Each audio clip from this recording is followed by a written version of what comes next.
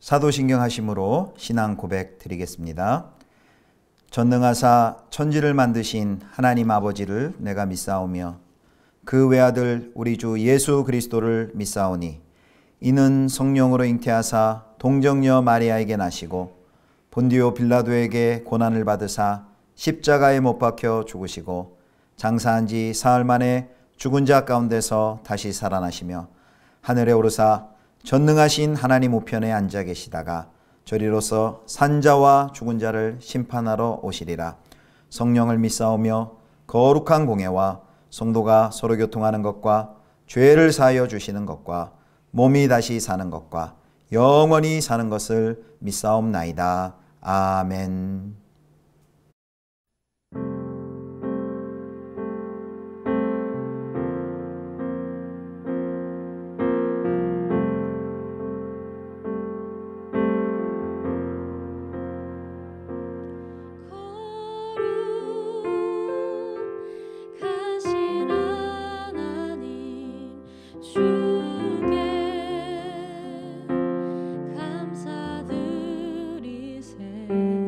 나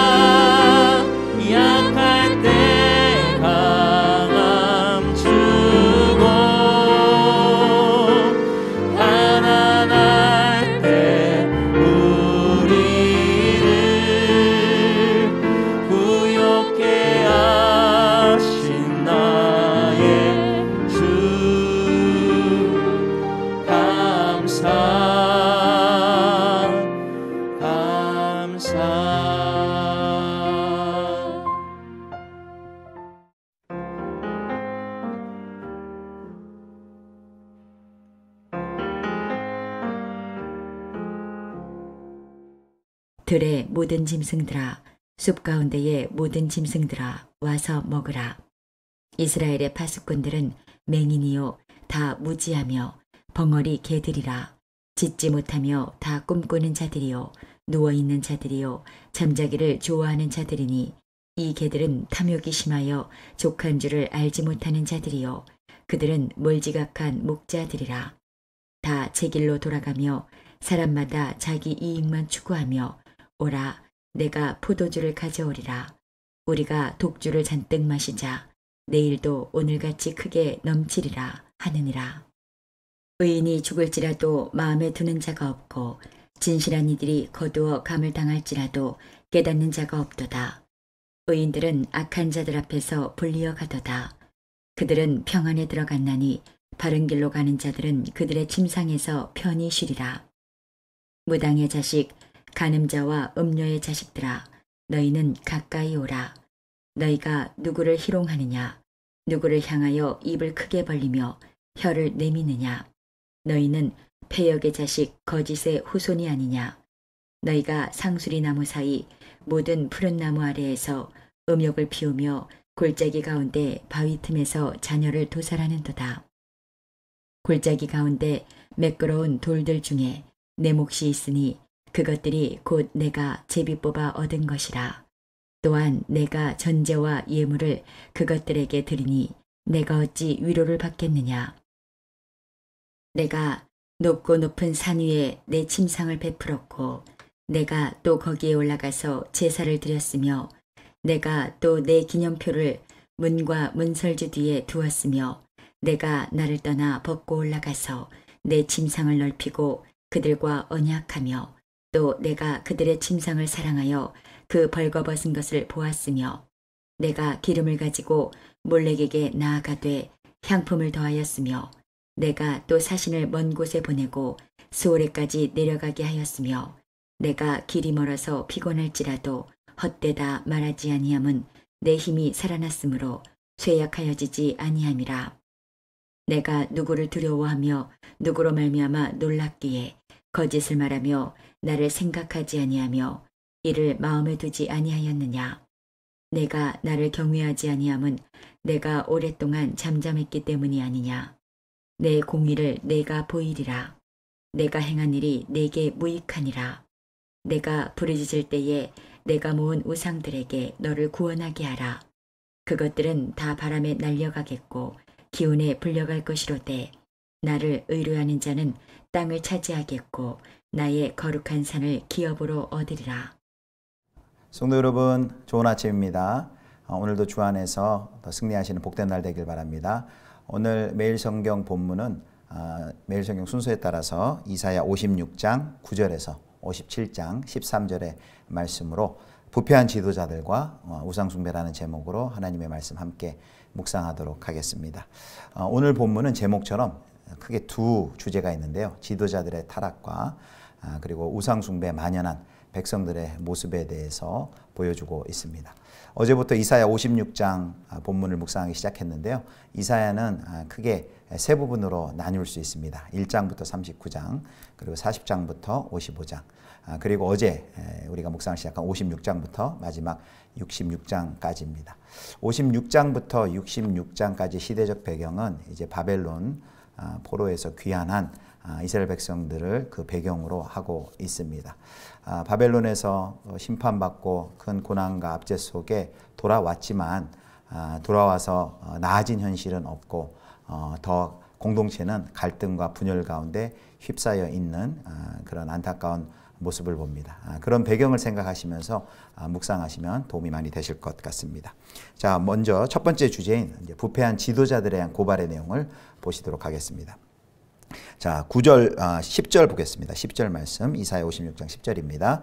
이스라엘의 파수꾼들은 맹인이요 다 무지하며 벙어리 개들이라. 짖지 못하며 다 꿈꾸는 자들이요 누워있는 자들이요 잠자기를 좋아하는 자들이니. 귀환 후 공동체의 위기는 안타깝게도 지도자로부터 시작이 되었습니다. 지도자들의 탐욕과 무능력이 포로기 이후에도 전혀 달라진 것이 없습니다. 그래서 그 56장 10절에 보면은 이스라엘 백성의 지도자를 파수꾼 이라고 칭하고 있는데 그들의 모습을 맹인이고 또 무지하고 벙어리 개들이라고 말을 합니다. 대적들이 양들을 공격하고 그들을 위협하는데도 그것을 짓지 못하고 지켜내지 못하는 그런 무능력 또 방탕함 가운데 빠져있는 모습을 보여줍니다. 그래서 10절에 보니까 이런 비유를 합니다. 그들은 짓지 못하며 꿈꾸는 자들이요 누워있는 자들이요 잠자기를 좋아하는 자들이니 라고 말을 합니다.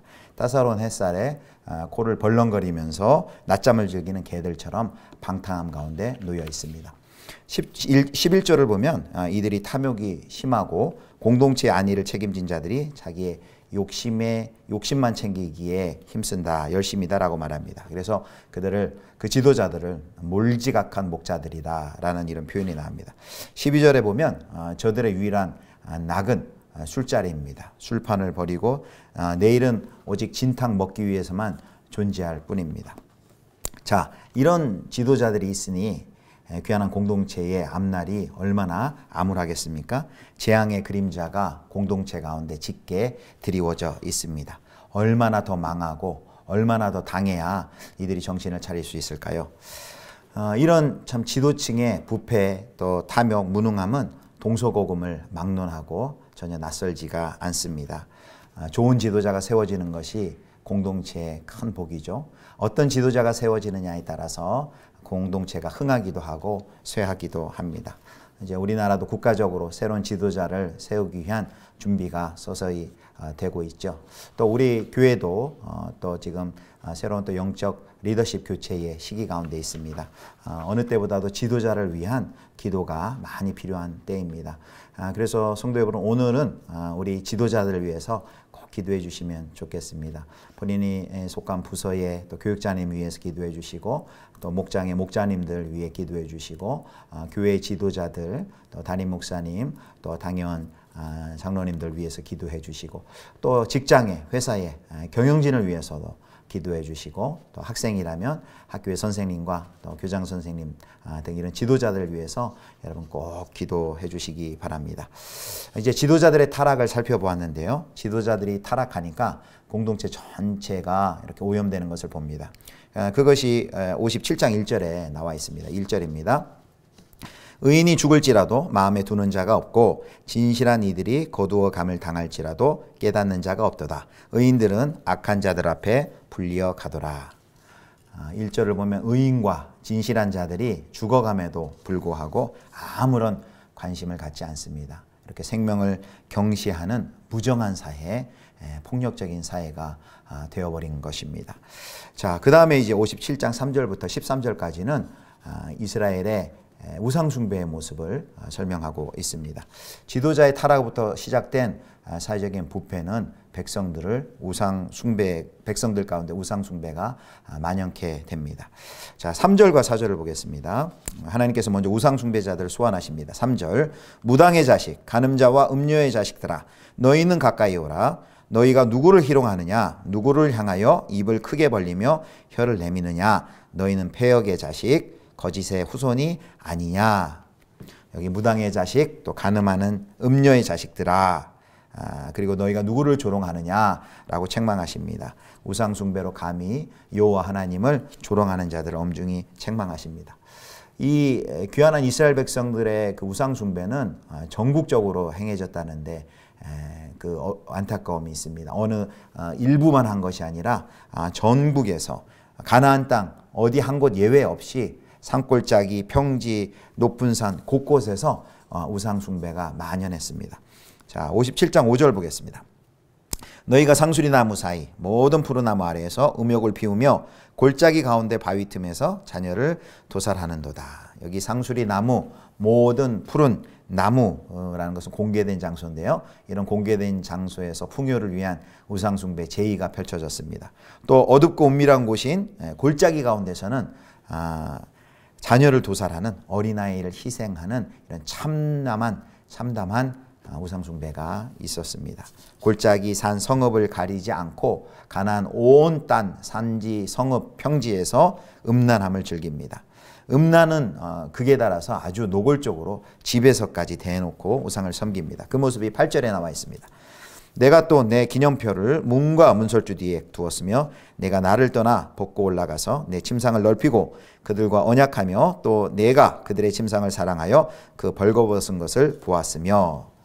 하나님의 구원의 역사가 적혀 있어야 할 문설주와 문의 창녀의 출입을 알려주는, 창녀의 집임을 알려주는 표지가 자리를 대신합니다. 종교적인 간음이 극에 달했음을 보여주고 있습니다.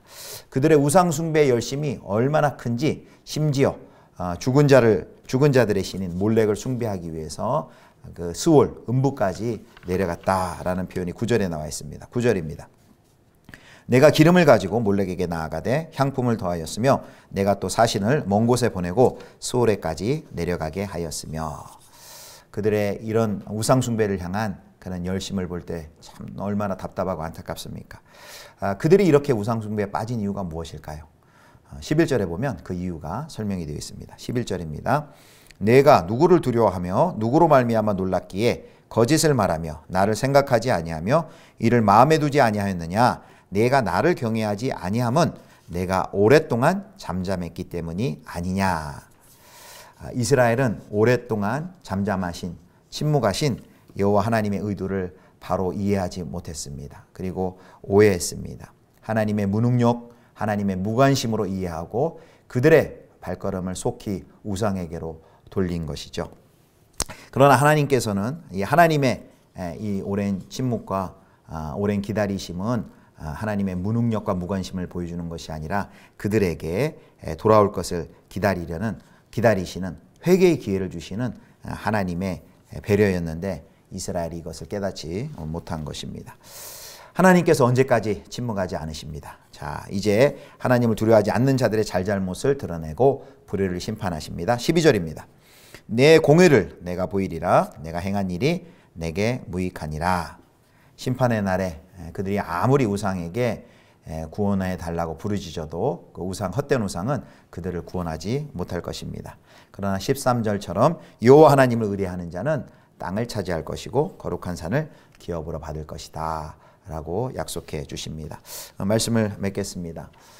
오늘 본문을 보면 참 안타깝습니다. 포로에서 귀환했음에도 불구하고 그 심판의 시간, 징계의 시간을 보냈음에도 불구하고 그들의 조상들이 나라를 잃어버렸을 때 유배를 당할 수밖에 없었던 그 악행을 후손들도 그 죄악을, 우상 숭배의 죄악을 그대로 따라하는 모습을 볼 수 있습니다. 저명한 구약학자인 스튜어트 더글라스가 우상 숭배에 대해서 9가지로 그 매력에 대해서 정리를 해놓았습니다. 우상 숭배는 눈에 보이는 실체를 보장한다. 이기적이다. 쉽다. 편리하다. 일상적이다. 감각을 즐겁게 해준다. 지극히 방종적이고 향락적이다. 성적 자극을 유발한다. 이러한 특징을 한마디로 요약하면 인간의 죄악된 본성과 논리에 가장 충실한 것이 바로 우상 숭배입니다. 하나님 아닌 것을 하나님보다 더 섬기고 인간의 죄악된 본성에 충실할 때 바로 이 우상 숭배 가운데 빠지는 것을 봅니다.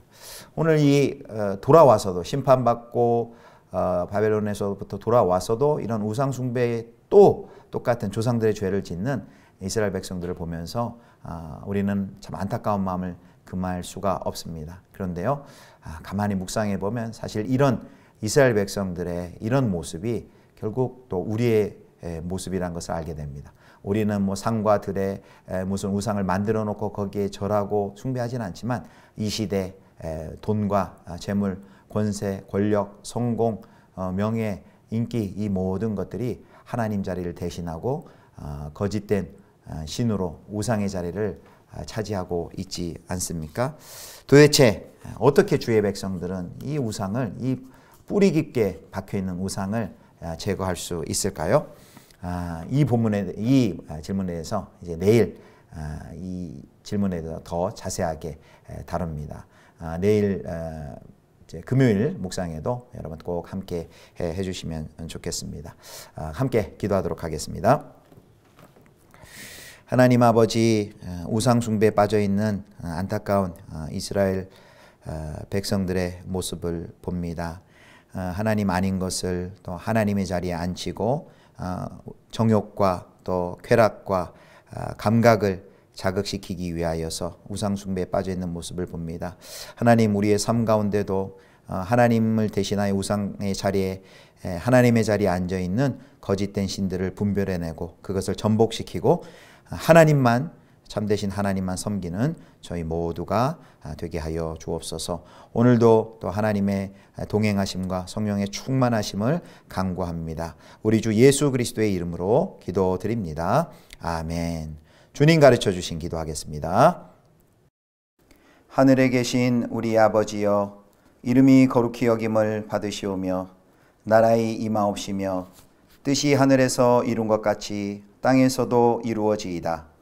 오늘날 우리에게 일용할 양식을 주옵시고 우리가 우리에게 죄 지은 자를 사하여 준 것 같이 우리 죄를 사하여 주옵시고 우리를 시험에 들게 하지 마옵시고 다만 악에서 구하옵소서. 대개 나라와 권세와 영광이 아버지께 영원히 있사옵나이다. 아멘.